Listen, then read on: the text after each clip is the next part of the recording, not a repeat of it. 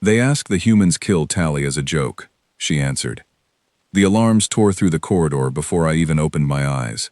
Red light pulsed across the walls of the halcyon vale, and the deck trembled under my feet as another impact rocked the hull. I am Veska Thorn, engineer of the Drythul people, and in that moment, I understood only one thing clearly. We were losing. 3 raider vessels had dropped out of slipspace on our flank, faster than our sensors could track, and within minutes, 2 of our escort ships were venting atmosphere into the void. My hands moved across the damage control console on instinct, rerouting power, sealing breaches, doing the small invisible work that keeps a ship alive, while officers far braver than me decided whether we would live or die. Around me, my crewmates shouted orders in 3 different languages, our voices overlapping in a chaos that felt less like a battle plan and more like a room full of people trying not to drown. Fleet Admiral Thren's voice cut through the comm system, steady despite the storm around us. He ordered a slow, careful retreat, the kind of maneuver our doctrine had drilled into us for 100 years, a maneuver built on patience and consensus, on making sure every captain agreed before a single weapon fired. It was a good doctrine. It had kept our people alive for generations. But patience takes time, and the raiders were not patient at all. That was when the sensors picked up something new. A single ship, dropping out of slipspace not on our flank, not behind us, but directly between us and the raiders, as if it had been waiting for exactly this moment. My display flagged it in unfamiliar markings. Human, the ISV Meridian's oath, according to the identification burst that followed a heartbeat later. I remember thinking, with the particular kind of fear you only feel when you are certain something is about to go wrong, that a single small human vessel had just placed itself directly in the path of 3 raider warships. I braced for the sight of it breaking apart. It did not break apart. What happened instead took less than 90 seconds, and I have run it back in my memory more times than I can count since. The Meridian's oath did not retreat, did not hail us for instructions, did not wait for Fleet Admiral Thren's careful consensus. It moved, not gracefully, not like the elegant maneuvers our own pilots trained years to perform, but with a kind of blunt, immediate certainty, as though the ship's commander had already solved the entire encounter in her head before we even finished registering the threat. The first raider vessel took a strike to its engine housing and spun out of formation, venting plasma into space. The second tried to break away and was caught in what I can only describe as a trap. Boxed in by debris fields, the Meridian's oath had somehow predicted it would need only seconds earlier. The third turned to run. It did not get far. Then it was over. The silence on the comm channel afterward was almost louder than the battle had been. I sat frozen at my station, staring at readouts that made no logical sense to me. Our own fleet, built from 5 allied species with centuries of combined military tradition, had been on the edge of retreat. One human ship, arriving without warning, had ended the encounter before most of our crew had even finished bracing for impact. Krevak, the Tusari war poet who served as our tactical officer, let out a long breath beside me. Krevak was not easily impressed. Among the Tusari, restraint in the face of spectacle was considered a mark of wisdom, and Krevak wore that restraint like armor. But even Krevak's mandibles clicked twice in what I had learned, over years of service together, was the Tusari equivalent of complete surprise. That was not a rescue, Krevak said quietly. That was a demonstration. I did not know, in that moment, how right that word would turn out to be. Fleet Admiral Thren ordered the Meridian's oath to dock for repairs and debrief, though scans showed the ship had taken almost no damage worth mentioning. I remember the strange mixture of gratitude and unease that settled over the bridge crew as we waited for the human commander to come aboard. We owed her our lives, and yet something about the speed and precision of what we had just witnessed left a knot in my stomach that would not loosen. Later that evening, once the damage reports were filed and the wounded tended to, our fleet held what the humans call a welcome gathering, though among my people we simply call it a meal, shared to mark survival. It is tradition among the allied species serving together in the coalition fleet to hold such gatherings after every encounter, a way of remembering that we are still here, still breathing, still capable of laughter after fear. Before the gathering began, I spent an hour in the maintenance bay checking the repairs to our damaged escort ships, work that gave my hands something useful to do, while my mind kept circling back to the battle. Around me, engineers from 4 different species moved between damaged hull sections, patching what could be patched and marking what would need a proper shipyard once we returned to Allied space. Nobody spoke much. Fear has a way of making a crew quiet even after the danger has passed, as if raising your voice might somehow summon it back. I remember pausing near an open viewport and looking out at the Meridian's Oath, sitting docked alongside our fleet, its hull barely marked by the encounter that had nearly cost 2 of our escort ships. From a distance it looked unremarkable, smaller than most of our own vessels, its lines simple and functional rather than elegant. I had seen 100 ships like it in passing over the years, and never once given them a second thought. Now I found myself staring, trying to reconcile its plain exterior with what I had just watched it do. A young Velk technician named Ressa joined me at the viewport, following my gaze toward the human ship. "Do you think they always fight like that?" she asked quietly. "I don't know," I admitted. "I've never seen anything fight like that." She was quiet for a moment before saying what I suspect many of us were thinking, without wanting to say it aloud. "It's strange, isn't it? We invited them into this coalition because we needed more ships, more hands, more allies, willing to share the burden of protecting the border worlds. I don't think any of us stopped to ask what it might mean if one of those allies turned out to be far more capable than the rest of us combined." I had no answer for her then, and I carried that unanswered question with me into the gathering hall later that evening, though I did not yet know how quickly it would demand a response. The gathering hall aboard the Halcyon Vale was not large, but it had been decorated with small lights from a dozen different worlds, each species contributing some piece of home to the shared space. Olo 9, our hive mind courier, had arranged bowls of luminous fruit from the outer colonies, their pale glow casting soft shadows across the tables. Kravak had composed, as always, a short verse to mark the day's survival, though tonight the verse felt heavier than usual, weighted by what we had all just witnessed. The human commander arrived precisely on time, which I would later learn was something of a habit for her. She was of average height for her species, with short dark hair and an unhurried way of moving that seemed almost out of place given what I had watched her ship accomplish only hours before. Her name, according to the identification records, was Commander Grace Halden. She wore her uniform without decoration, no medals, no rank flourishes beyond the simple insignia required by her fleet, and she carried herself with a quiet calm that made her easy to overlook in a crowded room, right up until you remembered what she had just done. She was polite. She thanked Fleet Admiral Thren for the invitation, complimented the decorations, even tried a piece of the luminous fruit, and admitted, with a small smile, that she had never tasted anything quite like it. For a while, the gathering felt almost normal, almost like any other night shared among allies who had survived another day together. Then someone made the joke. It came from Doran, a junior officer from the Velk species, young and eager to impress, the kind of officer who had not yet learned when silence serves better than words. Doran had clearly meant no harm. Among many of the warrior cultures serving in the Coalition fleet, it was common, almost expected, to greet a skilled fighter with a boastful question, a way of acknowledging their skill while also inviting them to join in the shared ritual of trading stories. It was meant as a compliment wrapped in humor, the kind of question you ask someone you already respect. "So, Commander," Doran said, raising a cup in her direction with a grin, "after a show like that, I have to ask, what is your kill count, since apparently humans keep score?" A ripple of laughter went through the nearby tables. It was, by every standard I understood, a harmless joke, the kind exchanged between soldiers who had just survived something together and needed a moment of levity to release the tension still coiled in their chests. I laughed too, quietly, expecting Commander Halden to wave the question away with practiced modesty, the way most decorated officers do when asked to boast about themselves in public. She did not wave it away.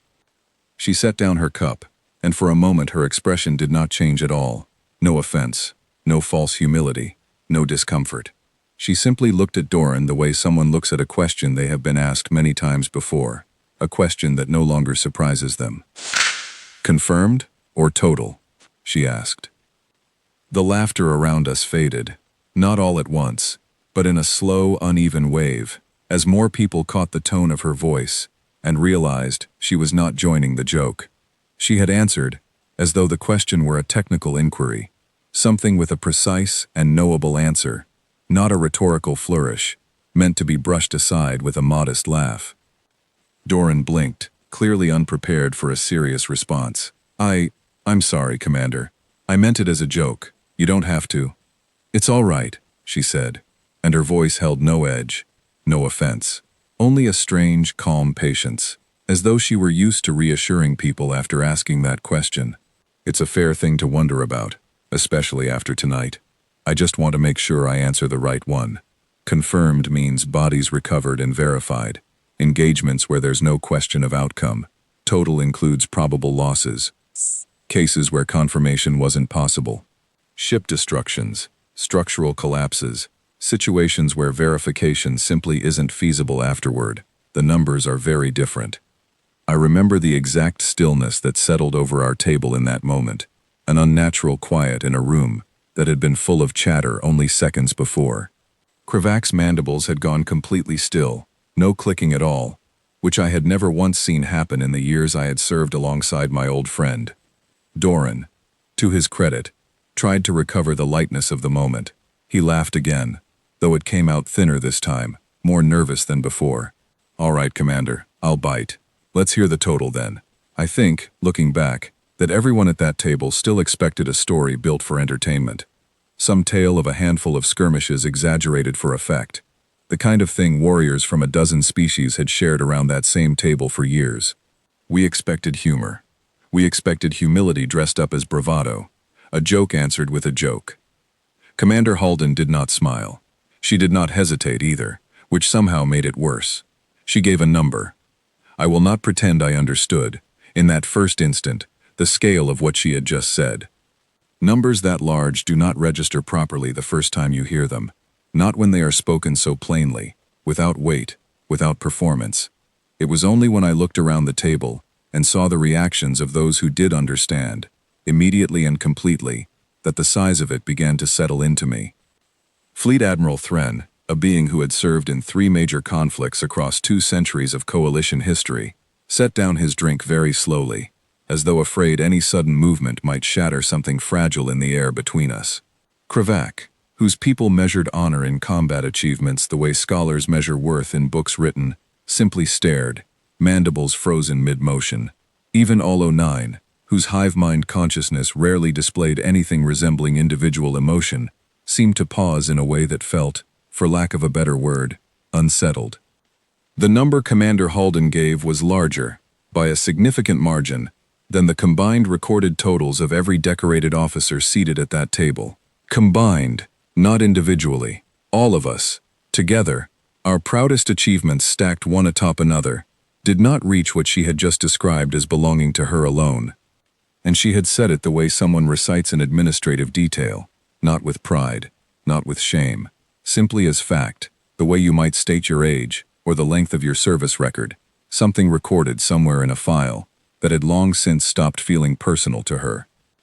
The silence stretched long enough that it became its own kind of presence at the table, heavy and uncomfortable, pressing down on all of us at once.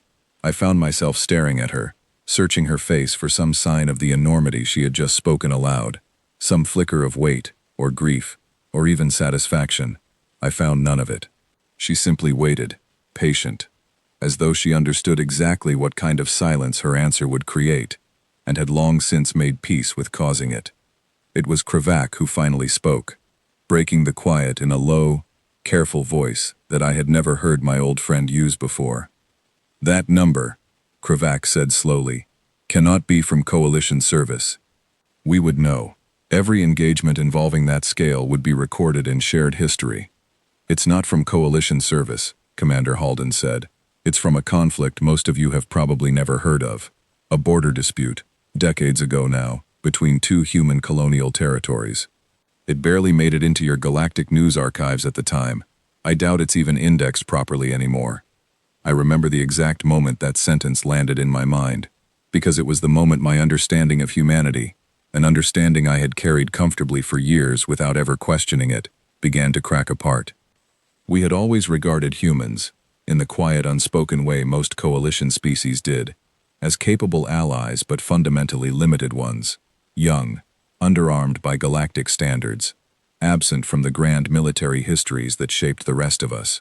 We had assumed their absence from galactic-scale conflict meant weakness, meant a species still finding its footing among older, more experienced civilizations. Sitting there, staring at Commander Grace Halden's calm, unreadable expression, I understood for the first time that we might have been assuming something dangerously wrong. Most of you, she continued, and here, for the first time all evening, something shifted in her voice, something quiet and almost weary, have never had to ask that question of each other and mean it. That's not an insult. It's the opposite. It means your histories were kinder than ours. I'm glad you've never needed a number like that. The gathering did not end abruptly. People still ate, still spoke in low voices, still tried to salvage the warmth the evening had held only an hour earlier. But something had changed in the room, something none of us could name out loud yet, though I suspect every one of us felt it. We had come to this gathering to celebrate survival. We left it with a question none of us knew how to ask directly. What exactly had humanity been through, in the long years before they joined the wider galaxy, that could produce a number like that, spoken so calmly, by someone who otherwise seemed entirely ordinary? I did not sleep well that night. I lay in my quarters replaying the 90 seconds of that battle over and over, matching it now against the number I had heard at dinner, trying to understand how the same calm, unassuming woman could be capable of both. My instincts, honed over years of service, told me that we had just been given a warning, wrapped inside a dinner conversation, though I could not yet say what exactly we were being warned about. I only knew, lying awake as the ship hummed quietly around me, that I intended to find out. The morning after the gathering, I expected the strange tension from the night before to fade with the return of ordinary ship duties. It did not. If anything, it followed us into the corridors like a shadow none of us could quite shake off. Crew members who had laughed easily the night before now spoke in lowered voices whenever Commander Halden's name came up, and more than one officer found sudden reasons to avoid the observation deck whenever the Meridian's oath was visible through the viewport. I found Kravak in the tactical bay, staring at a data terminal without actually working on anything, which for Kravak was as clear a sign of distraction as I had ever seen. My old friend did not look up when I entered. "I have been thinking about the number," Kravak said, before I could even speak. "I keep trying to imagine what kind of conflict produces it, and every scenario I imagine feels inadequate. Either the engagement was far larger than anything I have studied, or it stretched across a length of time I cannot picture one person surviving." "Perhaps both," I said, though the words felt thin even as I spoke them. Kravak finally looked at me, mandibles clicking once in the slow, deliberate way that meant genuine unease rather than simple thought. "Veska, I have fought in the Ashfall campaign. I have counted my own losses, and I do not say this with pride, only honesty, when I tell you that I do not carry a number close to what she gave us. And I am considered, among my people, a warrior of considerable standing." I understood what Kravak was truly asking, even though neither of us said it directly. If someone as experienced and decorated as Kravak, a veteran of one of the deadliest coalition campaigns in the past century, did not come close to matching Commander Halden's number, what did that mean about the conflict she had survived? What did it mean about humanity as a whole? That question followed me through the rest of the day, and by evening I had made a decision. If humanity's history held answers, then I would go looking for them myself, rather than continue guessing in the dark alongside the rest of the crew. The Coalition maintained a shared archive, a vast digital library built from records voluntarily submitted by every allied species, meant to foster understanding between cultures that had once known nothing of each other. Human military history, I discovered quickly, occupied only a modest section of that archive, smaller by far than the sprawling records submitted by older species like the Tusari or the Velk. I had assumed, without ever questioning it, that this smaller footprint reflected a smaller history. A younger species, less time accumulated, therefore less to record. I was wrong, and it did not take long to understand why. Human history, it turned out, was not absent from galactic records because there was little to report. It was absent because most of it had simply never been submitted, filed away instead in classified archives, accessible only to human command structures, shared with the wider coalition only in the barest outline necessary for basic diplomatic trust.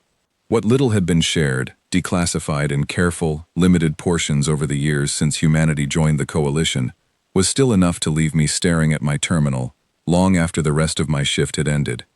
I began with what seemed like the simplest starting point, a summary document outlining what the archive vaguely labeled as humanity's era of internal conflict, a period before their species had achieved unification, and long before they had ever encountered another intelligent species among the stars. I expected, given how young humanity seemed within the wider galactic community, that this era would be brief, a short and unremarkable chapter before their true history began. The document was not brief. It spanned centuries. I read through summaries of conflicts fought entirely among humans themselves, wars waged not for galactic conquest, not for resources scattered across star systems, but for reasons that seemed, from my perspective, almost incomprehensibly local. Disputes over borders that could be crossed on foot in a single day. Disagreements over ideas, over governance, over resources contained within a single small world, rather than scattered across a galaxy. And yet the scale of these conflicts, described in the clinical language of the archive, was staggering. I found casualty figures that dwarfed anything my own people had recorded across our entire known history, figures belonging to conflicts fought entirely on a single planet, among a single species, without the aid of the advanced technology most coalition worlds now took for granted. I found records of logistical systems built to sustain those conflicts across years, sometimes decades, systems of supply and coordination that rivaled anything our combined coalition fleet could organize even now, with all our shared resources and centuries of allied cooperation. I sat back from my terminal at one point, the weight of what I was reading settling over me slowly, like sediment gathering at the bottom of still water. My people, along with most of the species in our coalition, had always measured strength in terms of technology, in terms of ships and weapons, and the visible signs of galactic-scale power. Humanity had joined the coalition with modest ships, modest weapons by comparison, and we had quietly, comfortably assumed that this modesty reflected their overall capability as a species. What I was reading now suggested something different, something that unsettled me more the longer I considered it. Humanity's wars had never been about galactic conquest, because for most of their history, they had not known the galaxy existed at all. Their conflicts had been rehearsals, whether they knew it or not, centuries of refinement in strategy, in endurance, in the grim mechanics of organized conflict, all conducted without ever needing an audience beyond themselves. Most species, once they achieved lasting peace among their own kind, allowed their martial traditions to soften, to become ceremonial, decorative even, the way Kravak's people wrote verses to commemorate battles long past, rather than continuing to sharpen the skills those battles once required. I began to wonder, staring at the endless scroll of human conflict summaries, whether humanity had ever truly allowed that softening to happen, or whether they had simply redirected the same relentless capability elsewhere, kept it sharp, kept it ready, all while presenting themselves to the wider galaxy as a species still finding its footing. One particular record stopped me longer than the others, a study prepared by human military historians, decades before their species ever encountered another intelligent civilization among the stars. It examined what the document called sustained engagement doctrine, the practice of maintaining combat readiness across a population long after active conflict had ended, treating peace not as an excuse to soften, but as a narrow window that might close again without warning.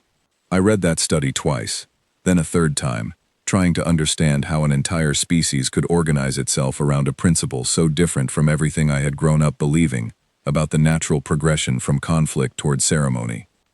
I searched further and found records of training programs that ran for years rather than months, programs that measured success not by how quickly a recruit could be sent into service, but by how thoroughly that recruit's judgment could be shaped before ever being trusted with real decisions. I found accounts of officers who spent decades in preparation before commanding a single vessel, a patience that felt utterly foreign compared to the accelerated advancement common among most coalition militaries, where technological superiority had long allowed newer officers to rely on their ship's capabilities rather than their own trained instincts. I began to understand, piecing these fragments together late into that night, that humanity had built something unusual during the centuries before they joined the wider galaxy. Not simply a history of conflict, but an entire culture organized around never being caught unprepared again. A culture that treated vigilance as a permanent responsibility, rather than a temporary necessity to be set aside once the immediate danger passed. I brought my findings to Fleet Admiral Thren the following day, uncertain how he would receive them.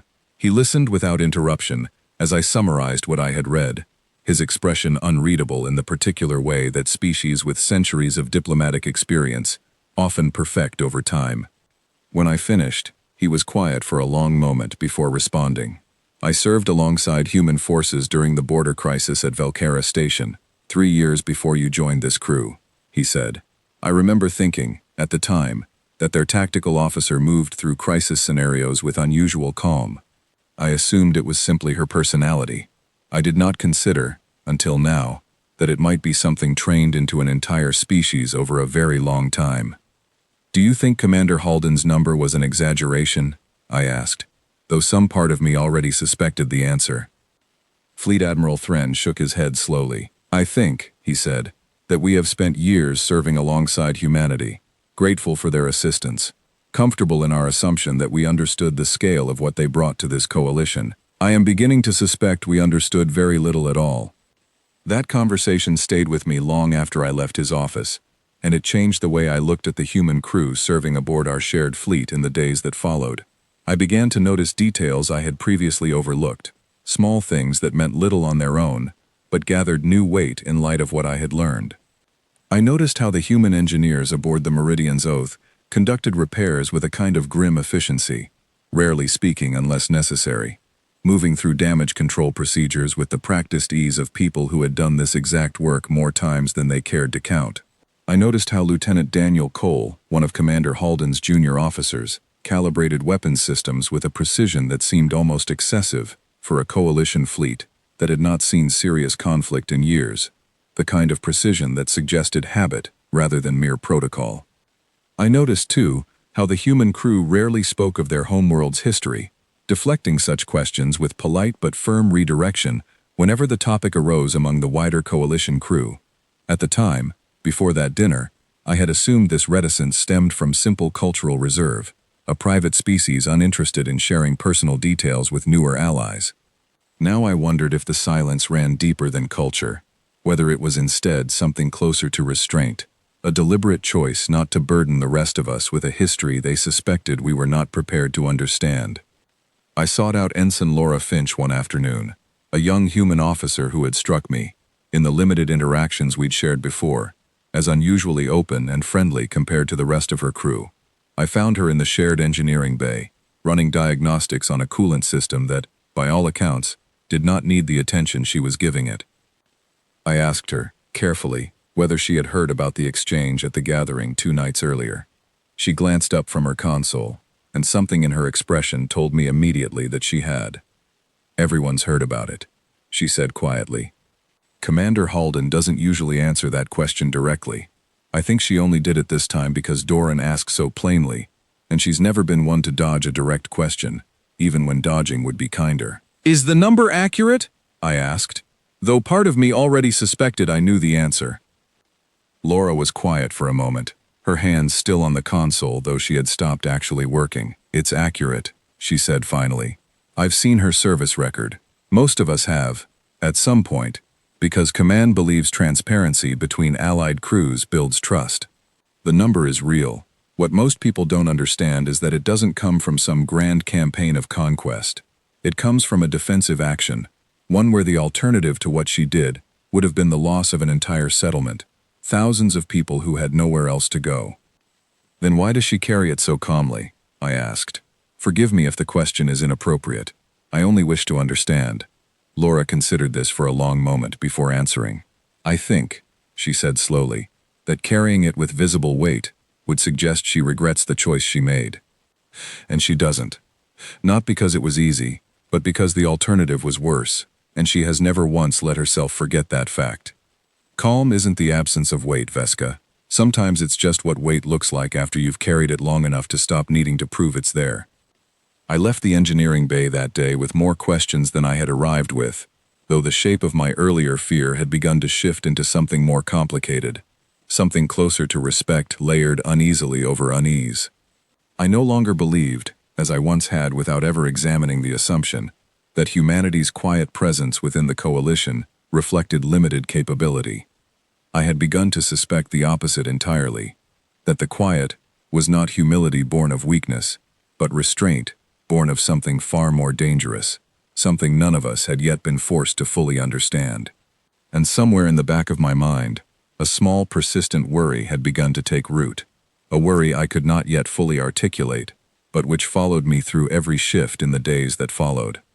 If humanity's restraint was this deliberate, this practiced, then what exactly would it take to see that restraint set aside entirely? And more troubling still, would the rest of us even recognize the warning signs before it happened? I did not know the answer yet, but I suspected, given the direction our patrol route was heading and the growing unrest along the coalition's contested border regions, that I would not have to wait very long to find out. Word of the dinner conversation spread through the Halcyon Vale faster than I expected, carried between shifts in the quiet way rumors travel aboard a ship, where everyone lives close enough to hear each other's footsteps. Within 2 days, it seemed every officer aboard our vessel had heard some version of the exchange, though the details shifted slightly with each retelling, the number growing or shrinking depending on who was speaking and how far removed they were from the original table. I found this troubling in its own way. A story repeated enough times begins to lose its edges, becomes something closer to legend than fact, and legends are rarely approached with the caution that facts demand. I worried that some of the younger officers, those who had not been present at the gathering, were beginning to treat Commander Halden's answer as an exaggerated tale, rather than the plain, careful statement it had actually been. Krivak shared my concern, though for different reasons. My old friend found me in the observation lounge one evening, staring out at the stretch of stars beyond the viewport, and settled into the seat beside me, without waiting for an invitation, which had long been Krivak's way of signaling that a serious conversation was about to begin. "I have noticed something troubling among the junior officers," Krivak said. "Several of them have begun treating Commander Halden with something between fear and mockery, as though her answer at dinner was either a threat or a joke, and they cannot decide which. I do not think either interpretation is correct, and I worry that whichever one takes hold will shape how our crew treats hers, and how hers, in turn, treats us." I understood the concern immediately. Fear breeds resentment when left unaddressed, and mockery breeds carelessness. The kind of careless disregard that gets people hurt when a crisis actually arrives.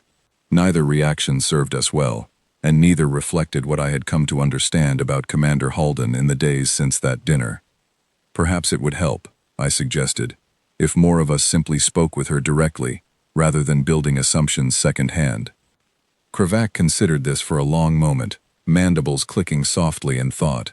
"You have already begun that process, I think," my friend said. "Perhaps it is time the rest of us followed your example." I took Krivak's words as encouragement rather than command, though the distinction mattered less than the outcome. Over the following days, I made a quiet effort to speak more directly with the human crew serving aboard the Meridian's Oath, not out of academic curiosity alone anymore, but because I had begun to genuinely respect people I had, until recently, barely bothered to understand. I spoke with Lieutenant Daniel Cole during a routine joint maintenance shift, the kind of shared duty that Coalition protocol required periodically to keep Allied crews familiar with each other's systems. Daniel was quieter than Laura Finch, more measured in his words, but not unfriendly, simply careful, the way someone becomes careful after learning that words carry more weight than most people assume. I asked him, as we worked side by side calibrating a shared sensor array, what it had been like serving under Commander Halden. He was quiet for a moment before answering, choosing his words the way an engineer chooses components, with deliberate precision. "She's the reason half this crew is still breathing," he said finally. "Not in some abstract sense. I mean specifically, individually. Each of us can point to a moment where her decision kept us alive. She doesn't waste time deliberating when deliberation costs lives. Some people find that unsettling. I find it steadying. There's a difference between someone who acts without thinking and someone who has already done the thinking long before the crisis arrives, so that when it does arrive, there's nothing left to decide. Does that certainty ever concern you? I asked. The speed of her decisions, I mean. Among my people, careful deliberation is considered essential to sound judgment. Daniel considered this carefully before responding. I think deliberation matters when you have time for it, he said. The problem is that most crises don't give you time, and pretending otherwise gets people killed while everyone waits for consensus. Commander Halden isn't reckless. She's just already finished the deliberation you're describing, usually years before the moment it matters, so that when the moment comes, she's not guessing anymore. She's just executing something she already decided a long time ago. I thought of Fleet Admiral Thren's careful, consensus-driven retreat order during the Raider encounter, the doctrine that had kept our people alive for generations, and I thought of how differently Commander Halden had responded to the same crisis. Neither approach was wrong, exactly.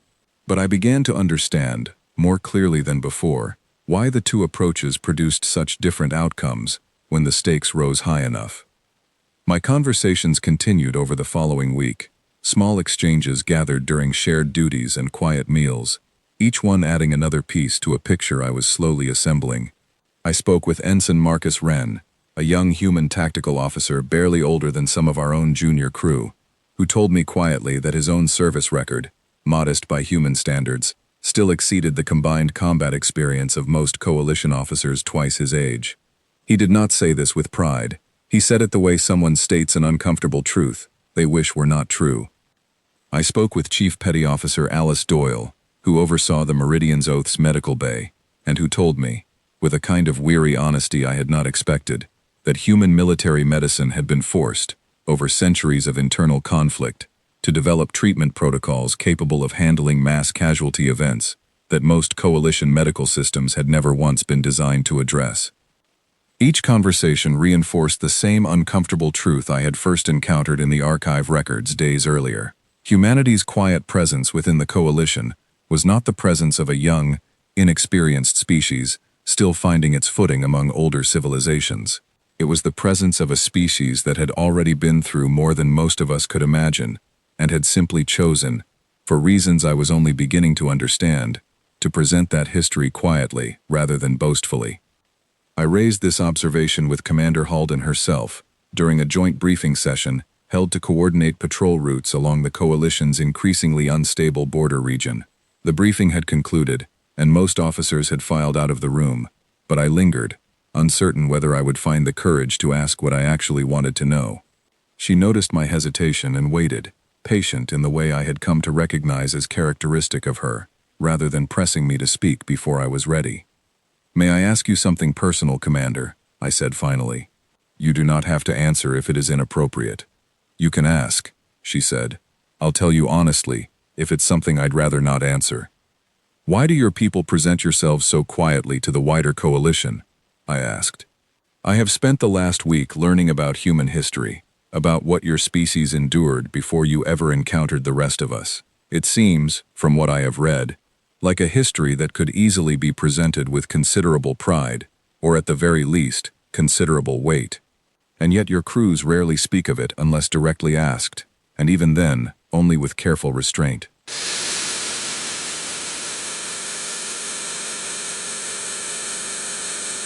Commander Halden was quiet for a long moment, and I worried I had overstepped some boundary I did not fully understand. When she finally spoke, her voice carried a weight I had not heard from her before, something closer to genuine reflection than the calm professionalism she typically wore like a second uniform. "Most species we've met since joining this coalition built peace by growing past their worst chapters," she said. "They let violence become ceremony, something remembered in stories and monuments rather than something living. That's a beautiful thing, Vesca. It means those species were fortunate enough to reach a point where remembering was enough, where they no longer needed the skill itself, only the memory of it." "But your people did not reach that point?" I asked. "We reached peace," she said. "Eventually, after longer than I think most of your histories took to manage it. But we reached it too recently, and too close to when we first encountered the wider galaxy, to ever fully set the skill down. So instead of pretending we've become something we haven't quite finished becoming, we just don't talk about it much. It's not modesty exactly. It's caution. We know what that history cost us, and we'd rather it stay a quiet fact in a file somewhere than something we perform for people who haven't needed it themselves. Does it trouble you? I asked carefully, that we might misunderstand your silence as weakness, the way I once did?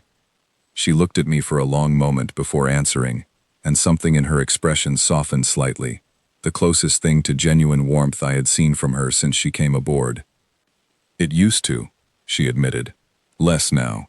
I've learned that the people who matter eventually ask the right questions, the way you have this past week. And the people who don't ask usually never need the answer anyway, because nothing ever forces the truth into the open for them. I'd rather be underestimated by people who never need to see what we're capable of than feared by people who do. I left that conversation with a strange, unsettled feeling I could not fully name, a mixture of respect and quiet dread that sat uneasily together in my chest.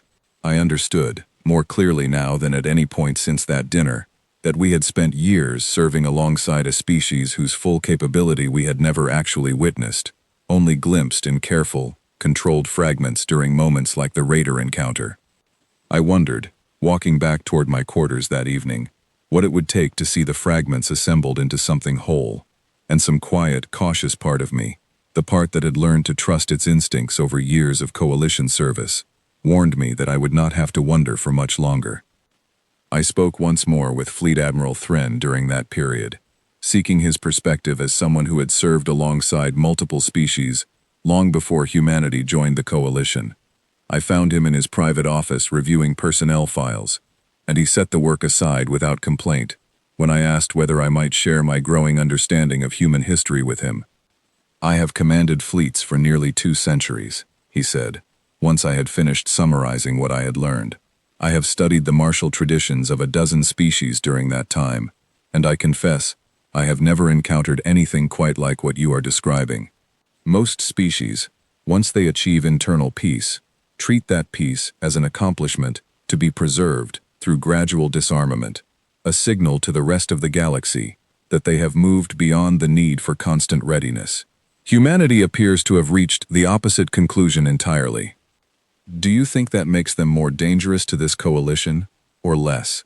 I asked, a question that had troubled me since my conversation with Daniel Cole days earlier. He considered this for a long moment, his old eyes distant with thought. I think, he said finally, that danger depends entirely on where such capability is pointed. A blade is not dangerous to the hand that holds it carefully. I have served alongside Commander Halden's crew for 3 years now, Veska, and in that time, I have never once seen her use her capability for anything beyond protecting those under her care. That, to me, matters more than the size of the blade itself. I carried his words with me in the days that followed, finding in them a kind of steadying reassurance, even as my unease about the wider implications continued to grow. It was not humanity's capability that troubled me, I realized. It was the uncomfortable question of what might happen, someday, to a species that had never been given the chance to fully set down what centuries of hardship had built into them.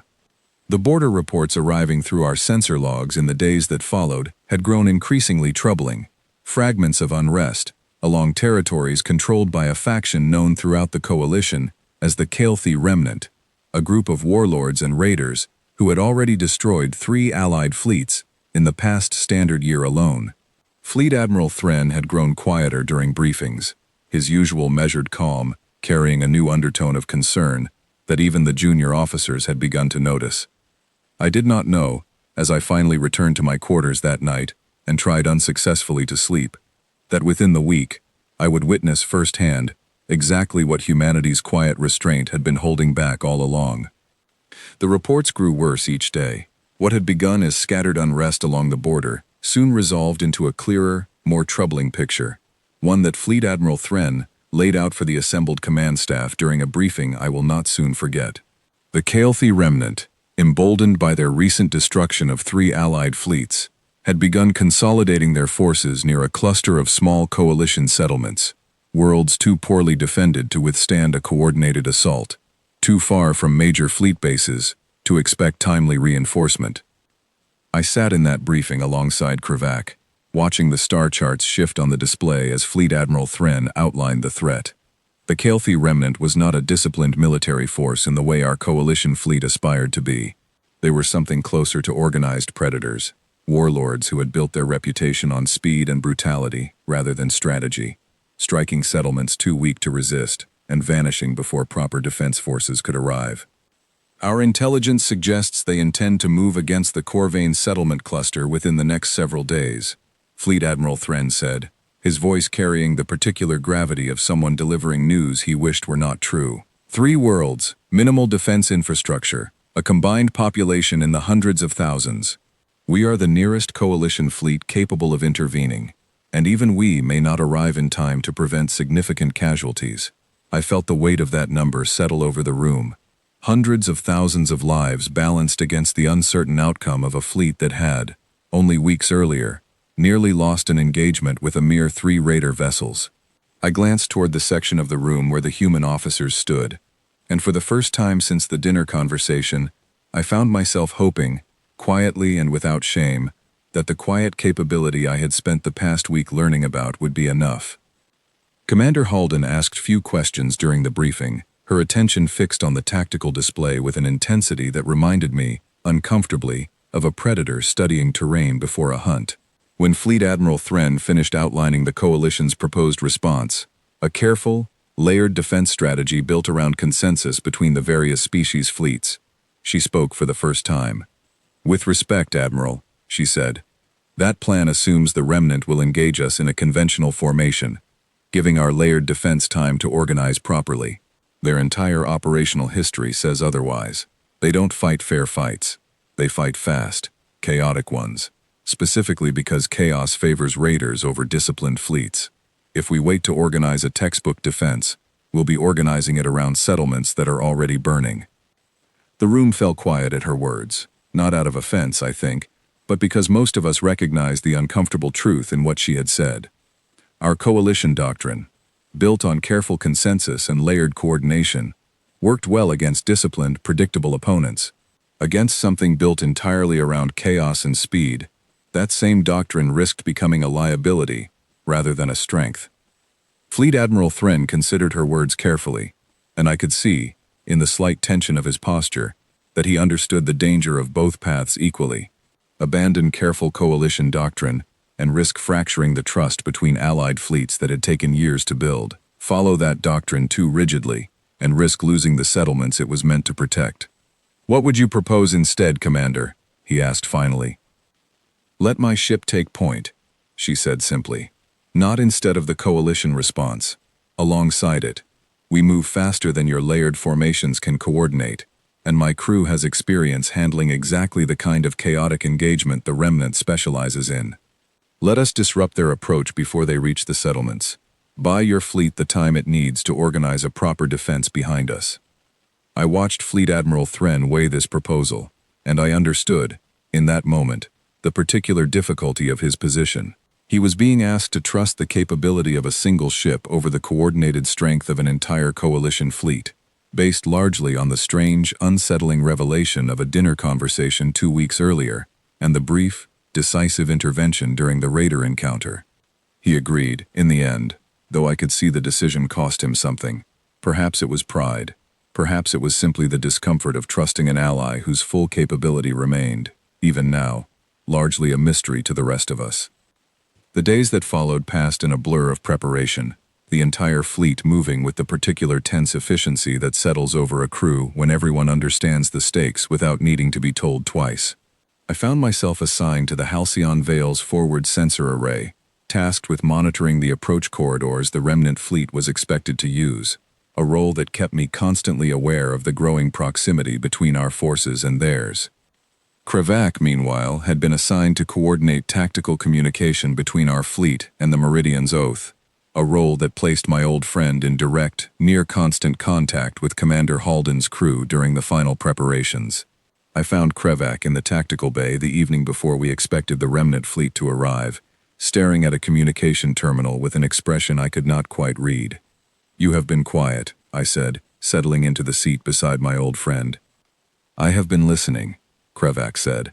"To their preparations, I mean. Their communication channel with my station has remained open throughout the coordination process. and I have heard the way their crew speaks to each other as they prepare. It is unlike anything I have witnessed among our own crews before an engagement." "How so?" I asked. Kravak considered the question for a long moment. "There is no fear in their voices," my friend said finally. "Not bravado either, which would be simple enough to dismiss as performance. Just calm, methodical preparation, the way you or I might prepare for a routine maintenance shift, rather than a battle that could determine whether hundreds of thousands of people live or die. I do not know what to make of it." I thought of everything I had learned over the past 2 weeks. The archive records, the conversations with Daniel and Laura and Marcus, Commander Halden's own quiet explanation of her people's careful restraint. "I think," I said slowly, "that we are about to witness exactly what that restraint has been holding back." Kravak did not respond, but the tension in my old friend's posture told me the same thought had already occurred, and that neither of us found much comfort in it. The remnant fleet arrived earlier than our projections had estimated, a swarm of raider vessels dropping out of slip space in a formation clearly designed to overwhelm rather than engage cleanly.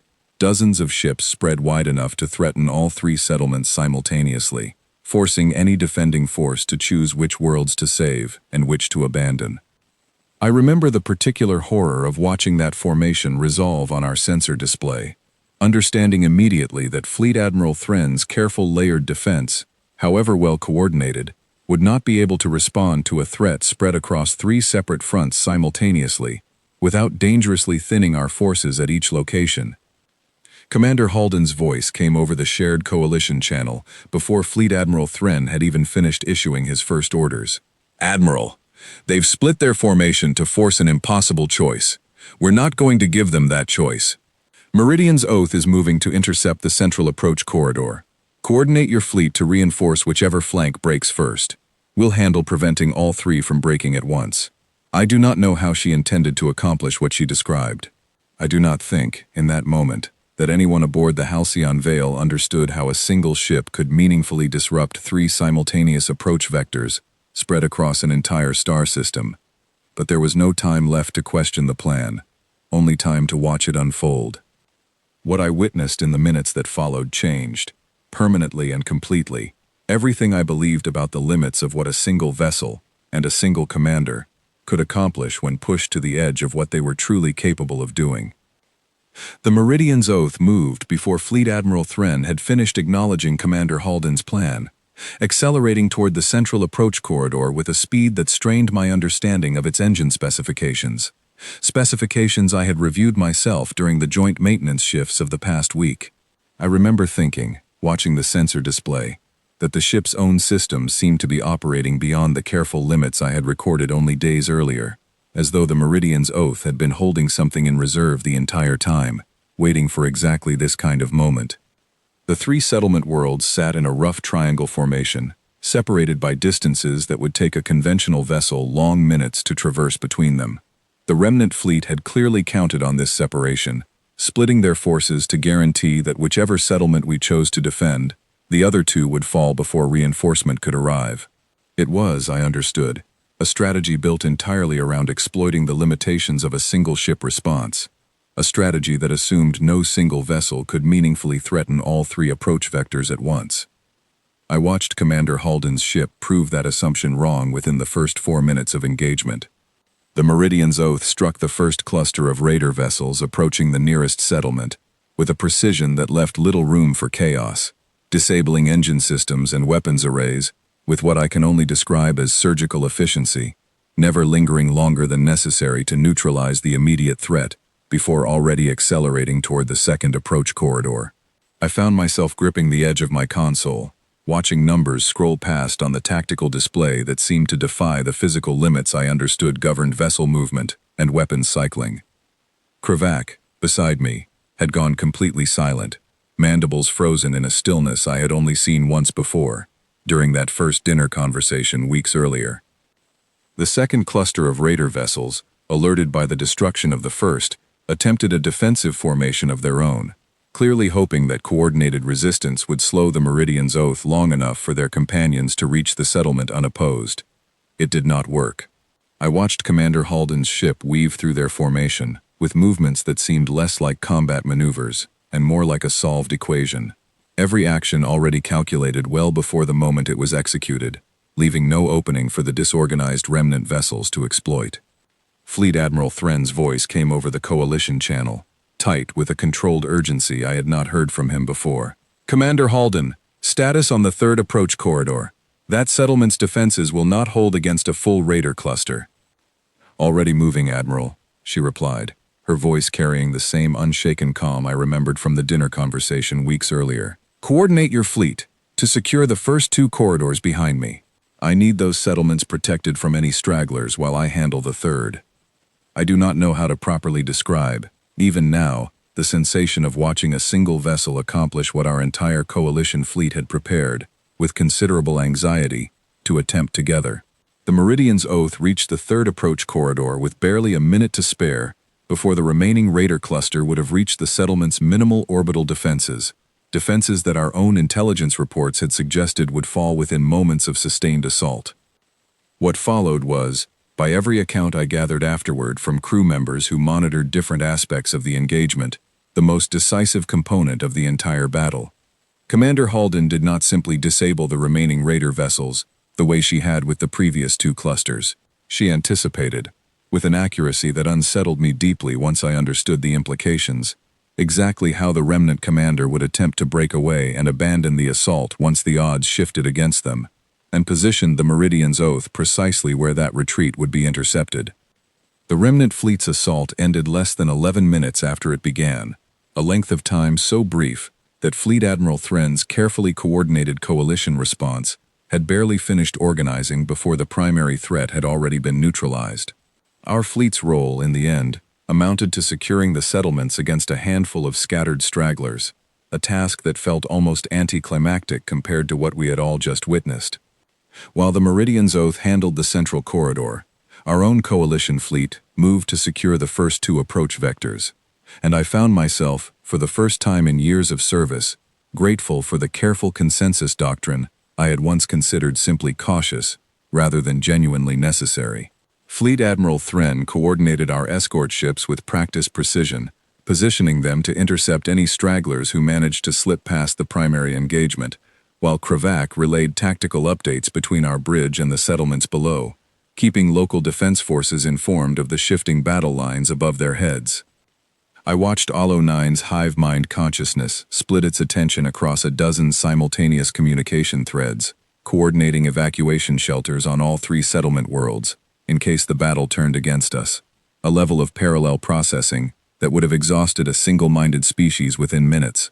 Even Doran, the young Velk officer whose innocent joke had started this entire unraveling of assumptions weeks earlier, performed admirably at his station, managing weapons coordination for our forward escort ships, with a steadiness that made me quietly proud of how far he had grown since that dinner. It struck me, watching our combined fleet operate alongside the Meridian's Oath, that this battle was not truly a demonstration of humanity's capability standing alone. It was a demonstration of what allied species could accomplish together, each contributing according to their particular strengths. Coalition doctrine handling coordination and containment, while human decisiveness handled the singular chaotic threat none of our careful consensus could have addressed quickly enough alone. I found comfort in that thought, even as the scale of Commander Halden's individual contribution continued to unsettle me. I remained at my station long after the immediate crisis had passed, staring at the tactical display, trying to reconcile what I had just watched with everything I had understood, until recently, about the practical limits of combat capability. Kravac finally spoke beside me, voice quiet in a way that carried more weight than any raised alarm could have managed. "I have studied combat doctrine for most of my adult life," Kravac said. "I have read the historical accounts of the greatest tactical commanders our coalition has ever produced. I do not believe any of them could have accomplished what I just witnessed, not with an entire fleet at their disposal, let alone a single vessel." I did not have an adequate response to offer. I simply nodded, still trying to process the scale of what had unfolded, in barely more time than it takes to share a meal. The settlements, remarkably, suffered minimal casualties, a handful of injuries from debris impact during the brief exchange, nothing compared to the catastrophic losses our intelligence reports had projected only days earlier. When the final damage assessments came through, Fleet Admiral Thren called an emergency debrief session aboard the Halcyon Vale, gathering command staff from across the Coalition fleet to review the engagement. I attended that debrief alongside Krivak, both of us still processing what we had witnessed, and watched as Commander Halden delivered her report with the same measured, procedural calm she had displayed during the dinner conversation weeks earlier. She did not describe the engagement in terms of triumph or heroism. She described it the way an engineer describes a completed repair, methodical and precise, referencing specific systems disabled, specific tactical decisions made, specific outcomes achieved. Remnant losses at approximately 94% of engaged vessels, she reported, her voice carrying no particular weight beyond simple fact. 6 vessels retreated successfully before intercept range could be established. Recommend Coalition forces flag those retreating designations for future monitoring, as remaining remnant leadership will likely reorganize around whatever assets survive this engagement. Fleet Admiral Thren studied her for a long moment before responding, and I could see, in his careful expression, the same struggle I felt within myself, an attempt to reconcile the calm, clinical officer standing before us with the almost incomprehensible scale of what she had just accomplished. "Commander," he said finally, "what you achieved today saved 3 settlements and hundreds of thousands of lives. I want to formally recognize this achievement before the full Coalition command structure." "With respect, Admiral," Commander Halden replied, "I'd prefer we skip the recognition and focus on preparing for the Remnant's next move. Recognition doesn't stop the 6 vessels that got away from reorganizing somewhere else. Preparation does." I remember the quiet that settled over the debrief room following her response, a silence that carried none of the discomfort from the dinner conversation weeks earlier, but something closer to a dawning, uneasy respect. I understood, watching her deflect recognition in favor of continued vigilance, that this was not false modesty. It was the same careful restraint I had encountered in every conversation with the human crew over the past 2 weeks, a restraint built not from insecurity, but from an unshakable focus on outcomes rather than accolades. I left that debrief session with a clearer understanding than I had possessed even after weeks of research and careful conversation. I had spent those weeks trying to understand the number Commander Halden had given us at that dinner, trying to imagine the scale of history required to produce someone capable of what I had just witnessed. I understood now that the number itself had never been the point, exactly as she had told me during our conversation in the briefing room days earlier. The point had always been what that history had made her capable of protecting, and how quietly she carried the weight of that capability, never seeking recognition, only the assurance that the people she was sworn to protect remained safe. I found myself, walking back toward my quarters that evening, feeling something I had not expected to feel toward a species I had once quietly dismissed as young and underprepared for the wider galaxy. I felt something close to awe, tangled uncomfortably together, with a persistent, quiet unease that I suspected would never fully leave me, not after what I had witnessed that day. In the days following the engagement at the Corvain settlement cluster, I found myself watching Commander Halden with a different kind of attention than before, less driven by simple curiosity and more by something closer to genuine study. I wanted to understand not just what she had done, but how she carried it afterward, how someone could hold that kind of capability and still move through ordinary shipboard life with such unremarkable calm. I found my answer, or at least the beginning of one, during a quiet evening shift a week after the battle, when I encountered her alone in the Halcyon Vale's small observation lounge, the same room where Krivak and I had spoken days earlier about the growing unease among our crew. She sat near the viewport, a cup of something warm untouched on the table before her, watching the stars in a silence that seemed less contemplative and more simply tired. I hesitated in the doorway, uncertain whether to intrude, but she noticed me before I could decide, and gestured toward the seat across from her, an invitation rather than an order.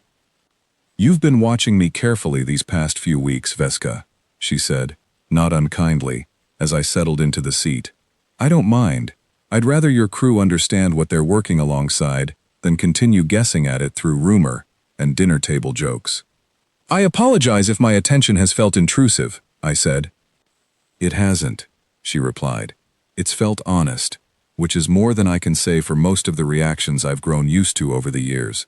Most people either avoid the question entirely, or they ask it, hoping for a story that makes them feel better about their own experience. You've asked because you actually wanted to understand. That's rare enough that I don't mind the attention. I considered my next question carefully before speaking it aloud. During the debrief, I said, you reported the engagement the way an engineer reports a completed repair.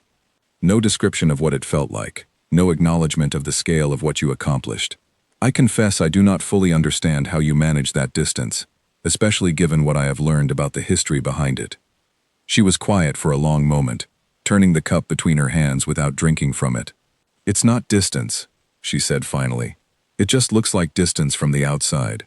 What it actually is discipline. If I let myself feel the full weight of every engagement in the moment it happens, I wouldn't be able to function afterward, and neither would my crew, because they take their cues from how I carry things. So I carry it the way I was trained to, methodically, procedurally, because that's the only way to keep functioning long enough to protect the people counting on you the next time it happens. And afterward? I asked. When the engagement is over, and the reports are filed, does the weight arrive then? Something shifted in her expression, subtle but unmistakable. A flicker of the exhaustion she had been sitting with, alone in that lounge before I arrived. Yes, she said simply. It arrives, just not where anyone can see it interfering with the next decision that needs making.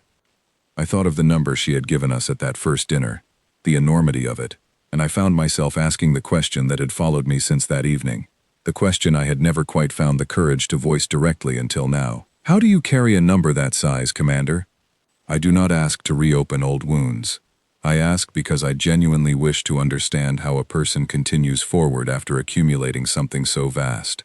She set the cup down fully this time, meeting my gaze with a directness that felt different from her usual measured calm, something rawer beneath the careful discipline. The number was never the point, Veska, she said. I told you that before, and I meant it.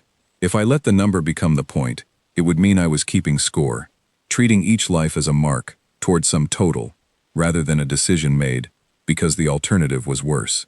That's not what any of it was about. Then what was it about? I asked quietly. The piece after it, she said, every single time. Not the moment of the engagement itself, which I don't enjoy and never have, no matter what people assume. The moment after, when the people I was protecting get to go back to something resembling ordinary life. That's the only part that ever mattered to me. The number is just what the piece cost.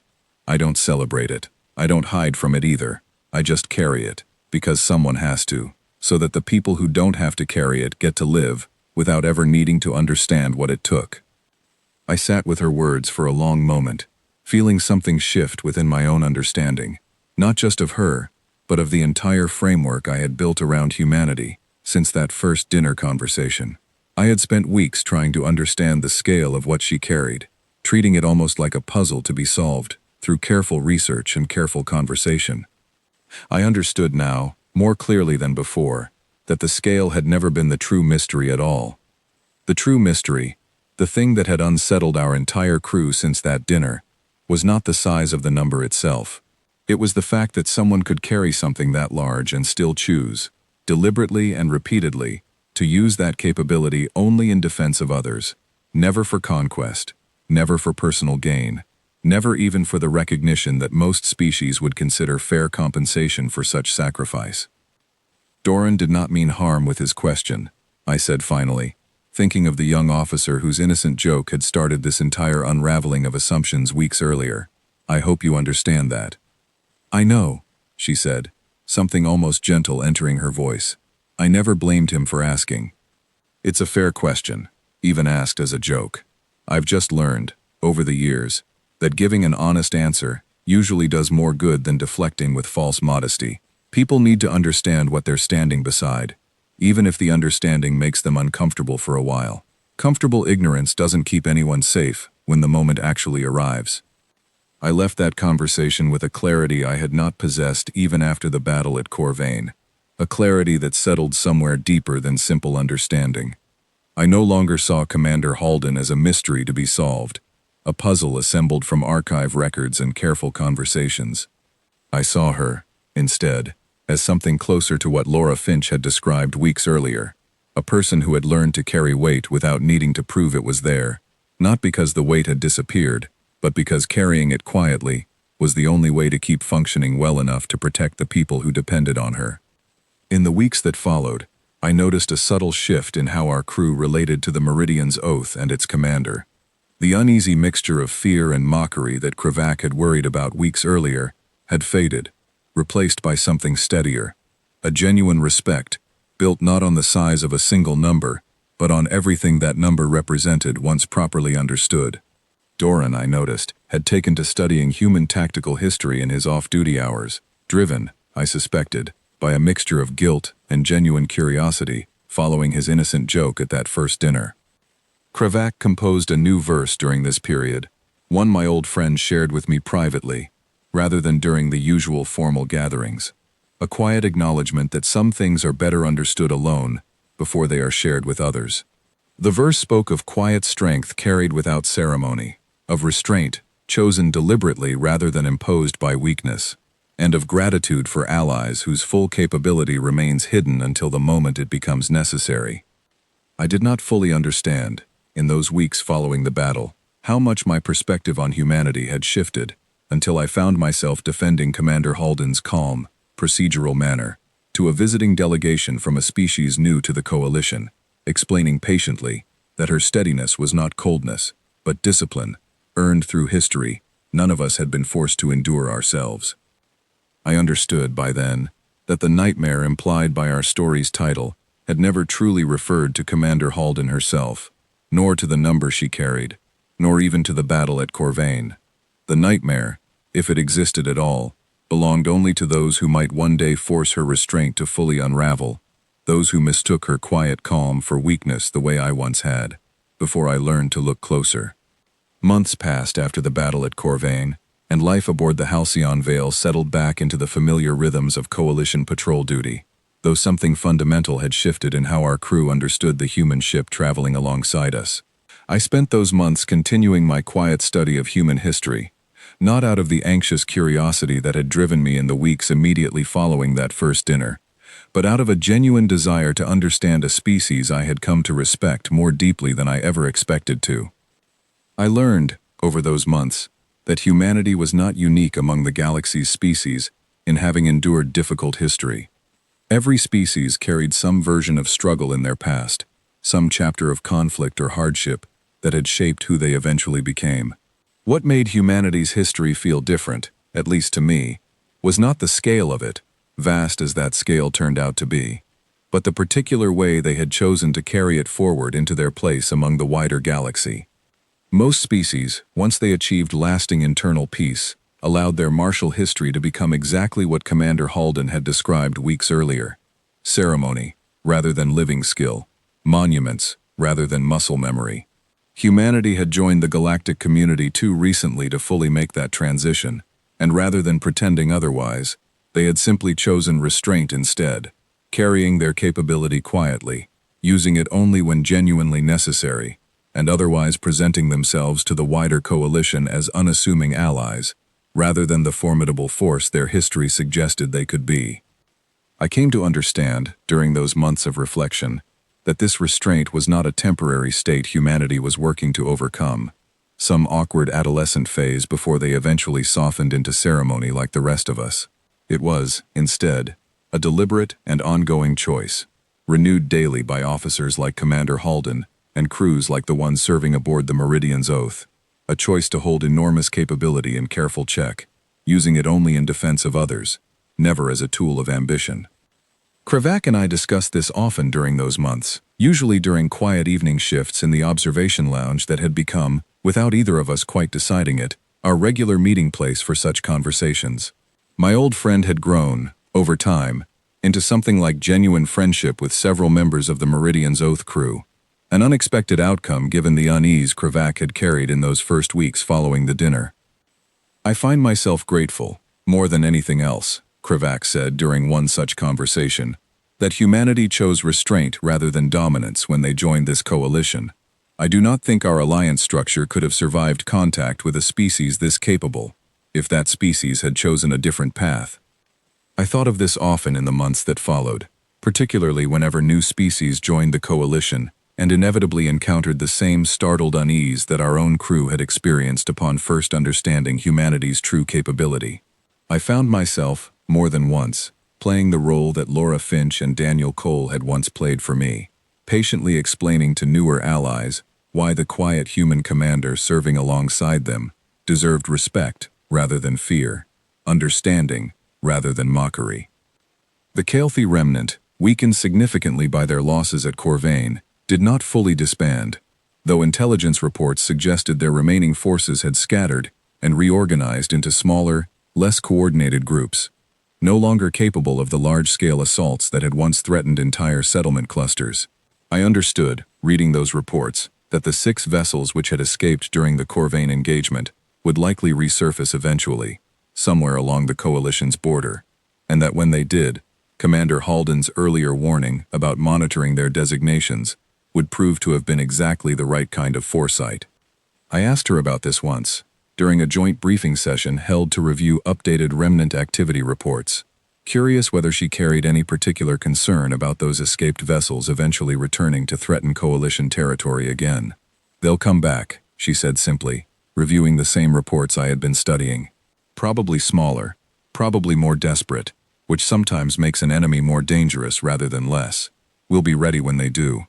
That's really all any of this comes down to, Veska.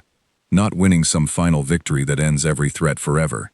Just staying ready, every single time, for as long as it takes." I understood, hearing this, that the restraint humanity carried was not built around any illusion of permanent peace, the kind of comfortable assumption that had allowed most coalition species to soften their own martial traditions over centuries of stability. Humanity's restraint was built instead around a clear-eyed acceptance that threats would continue arising, that peace required ongoing vigilance rather than a single decisive victory, and that the discipline required to maintain that vigilance was worth the quiet weight it demanded from those who carried it.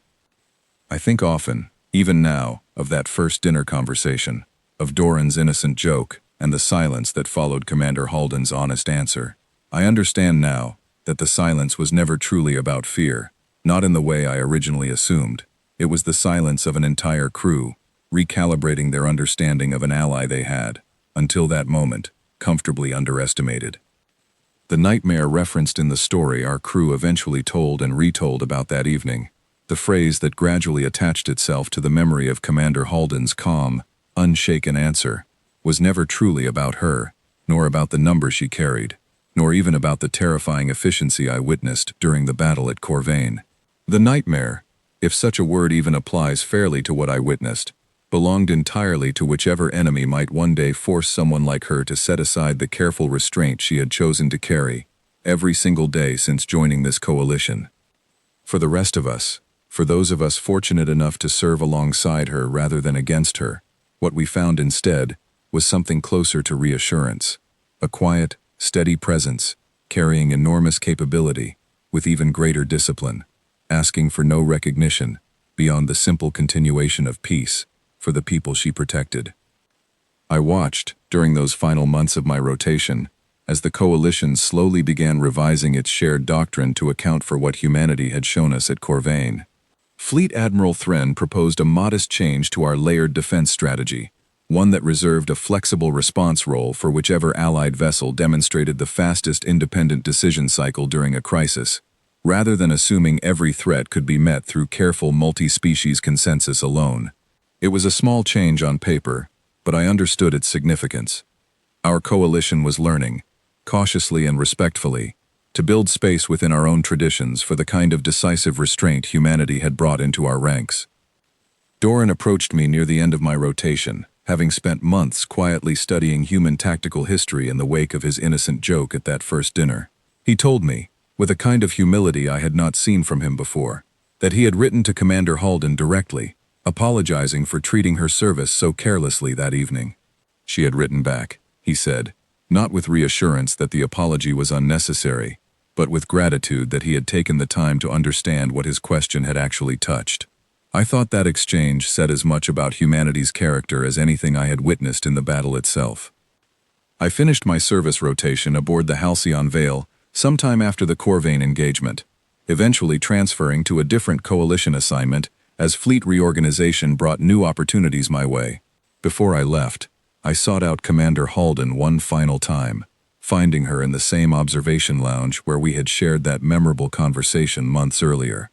I wanted to thank you, I told her, for answering Doran's question honestly that first evening, rather than deflecting it the way I suspect you could have. She considered this for a moment, before responding, the same measured calm I had come to deeply respect settling over her features. I've thought about that evening often since, she said. I could have given him a joke back, made everyone laugh, let the moment pass the way it was probably meant to.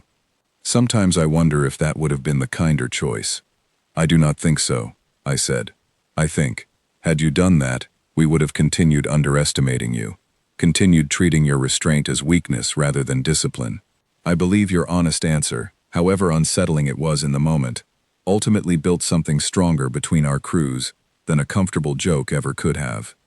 She smiled then, small but genuine, the kind of smile I had rarely seen from her during the months of our acquaintance.